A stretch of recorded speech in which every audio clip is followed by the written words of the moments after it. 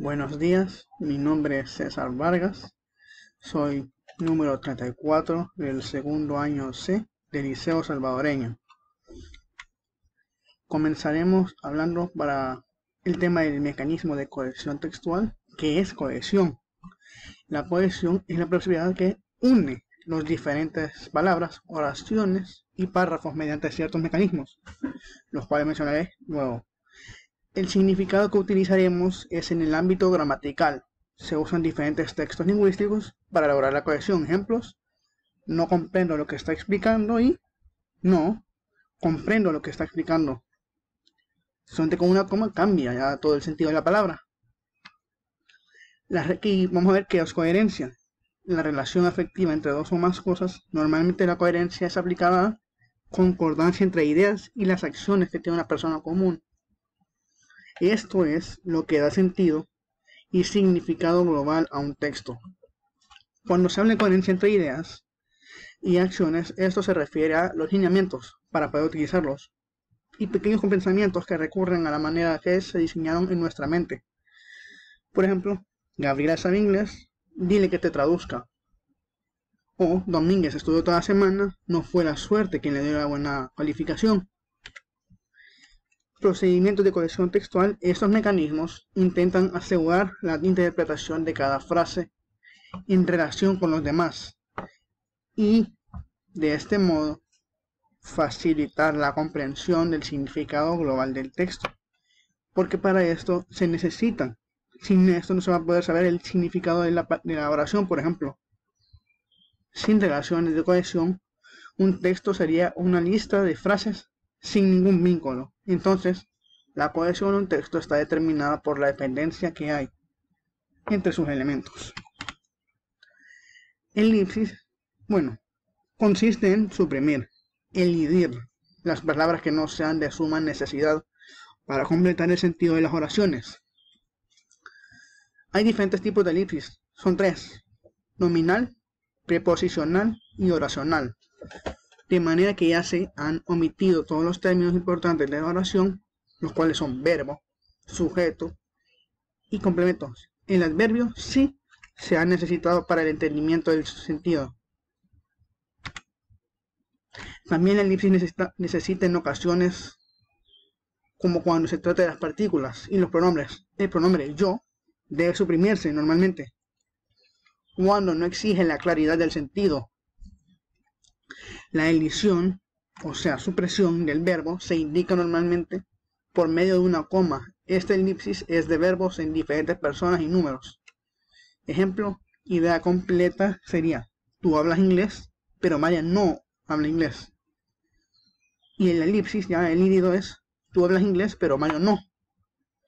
El sentido habla inglés, pero ya no se necesita, porque se elidió.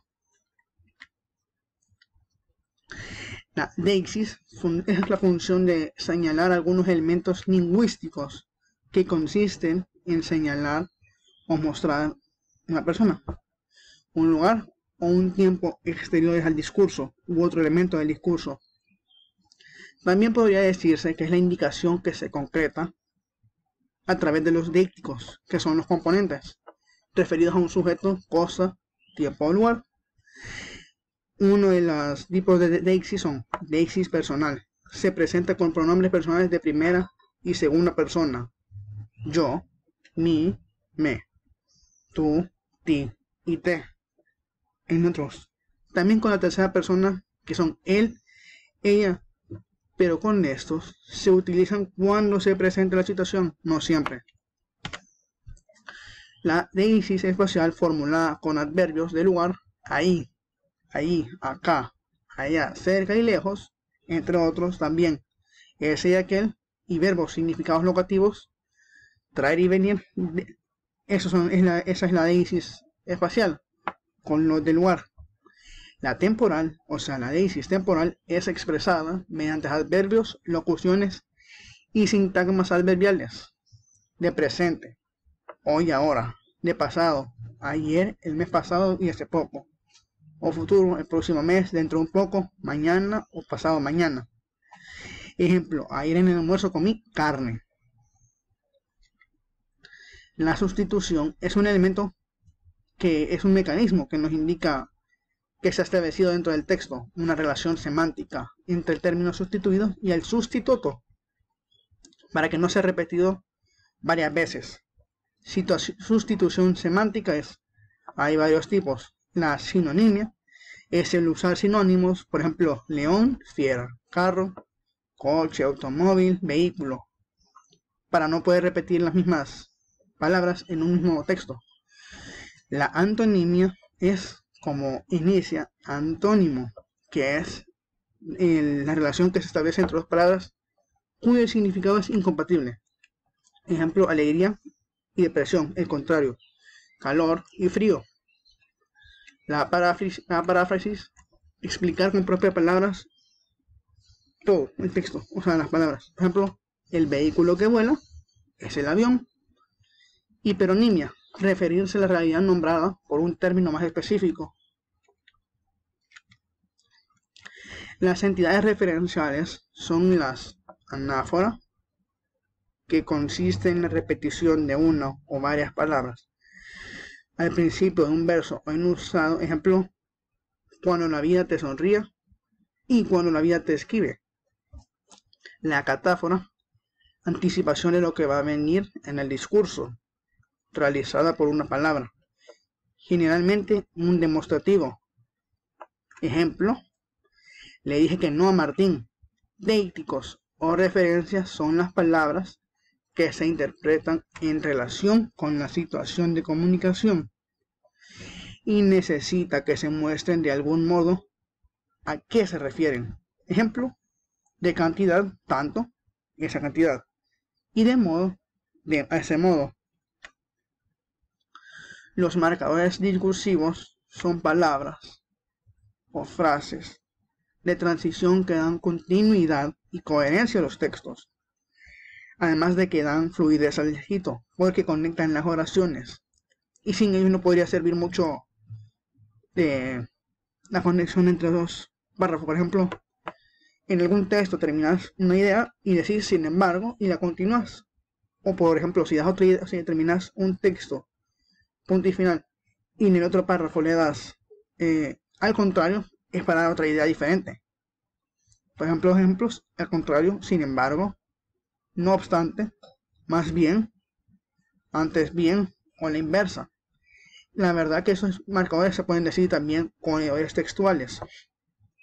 La importancia de estos son más de lo que uno espera, porque además de que ayudan, sin eso no podríamos entender, porque puede ser para un punto y final, punto y aparte, punto y coma. En general, las proformas son los sustitutos de nombres personales, demostrativos, posesivos e indefinidos, relativos e interrogativos. Por ejemplo, díganos si usted necesita algo. Los proadverbios son los sustitutos de adverbios o complementos circunstanciales. Si llega a llover, faltará tu cumpleaños. Ese es el ejemplo de los proadverbios. Son los que vienen antes, mencionan algo. Ahora hablaré sobre el tema de mi ejercicio, el cual es el texto que hice yo, un ensayo para un trabajo de lenguaje de esta materia, y yo pude sacar estos ejemplos. Deixis, que es personal, mi, es la que está aquí, deixis. Y deixis temporal es, aquí está, es empatizar con el otro, porque es de espacial, y es de temporal, y el espacial, la deixis espacial es ahí. De ahí que los niños que leen suelen tener mejores resultados. Sustitución. En este caso, sustituir la palabra literatura fue reemplazada por escritos, que está aquí. Porque aquí podría haberse dicho, en efecto, la literatura es una experiencia. Pero, para que no sonara recurrente, porque ya muchas veces he mencionado literatura, la cambié a escritos. La elipsis es algo que se puede entender. Por ejemplo, voy a leer toda la frase, la oración. De ahí que los niños que leen suelen tener mejores resultados académicos. A pesar de que a muchos niños en realidad les parece bastante aburrido. ¿El qué? El leer. Y los marcadores discursivos, como mencioné anteriormente, son importantes, porque después de este punto y final, seguí con la idea. Sin embargo, la literatura nos sirve como un medio. Otro ejemplo en el que utilicé la sustitución es en la sinonimia. Utensilio por instrumento. Aquí podría haber usado un instrumento o un utensilio. Ambos, pero son un sinónimo, así que no importa si es aquí un utensilio o aquí un instrumento. Gracias.